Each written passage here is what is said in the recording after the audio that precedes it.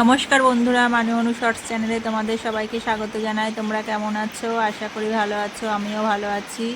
আমাদের এখানে সকাল থেকে বৃষ্টি হয়েই যাচ্ছে, আর এই বৃষ্টির মধ্যে আমি বাইরে কি করছি তারই কিছু মুহূর্ত তোমাদের সঙ্গে শেয়ার করছি। এই দেখো বন্ধুরা, কিছু জামা কাপড় ছিল, সেগুলোকে কেচে আমি ঘরের দিকে নিয়ে আসলাম, কারণ জামা কাপড়গুলো ঘরেই মেলবো। এরপর আমি বাসন মেজে নেব।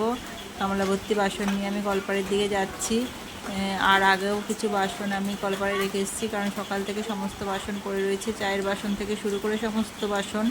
আর এখানে আমি খালি পায়ে আস্তে আস্তে বাসনের গামলা নিয়ে যাচ্ছি, যাতে কোনো রকমই পা পিছলে না পড়ে যায়।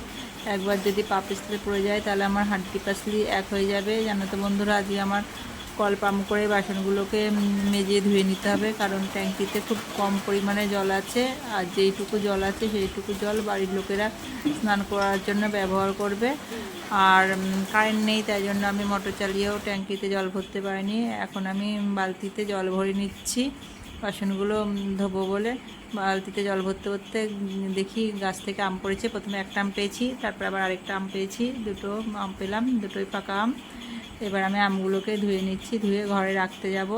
বন্ধুরা, তোমরা কে কে আছো যে বৃষ্টির দিনে এইভাবে বাইরে ভিজে ভিজে কাজ করো, প্লিজ কমেন্ট করে জানাবা। এখন আমি বাসনগুলোকে মেজে নিচ্ছি।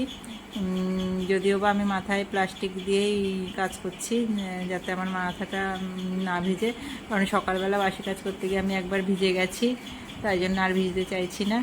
আর বৃষ্টির জল মাথায় পড়লে প্রচণ্ড পরিমাণে চুল উঠে যায়, আর যে কটা চুল আছে সেই কটা চুল আমি আর হারাতে চাই না, তাহলে একদম টাকলি হয়ে যাব।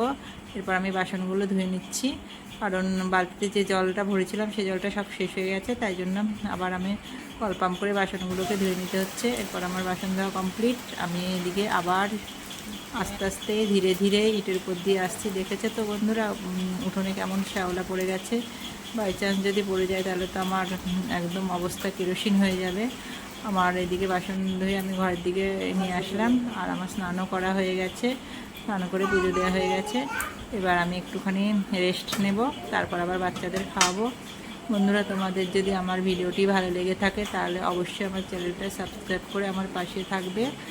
আর আমি ফার্স্ট টাইম ভয়েস দিলাম, যদি কোনো কিছু ভুল ত্রুটি হয়ে যায় নিজের মতো করে মানিয়ে নেবে। আর পরবর্তী ভিডিও দেখার জন্য তোমাদের কাছে অনুরোধ রইল। ভালো থেকো, সুস্থ থেকো। আজকের মতো এই পর্যন্ত। আবার পরবর্তী ভিডিওতে দেখা হবে। ততক্ষণের জন্য টাটা, বাই বাই।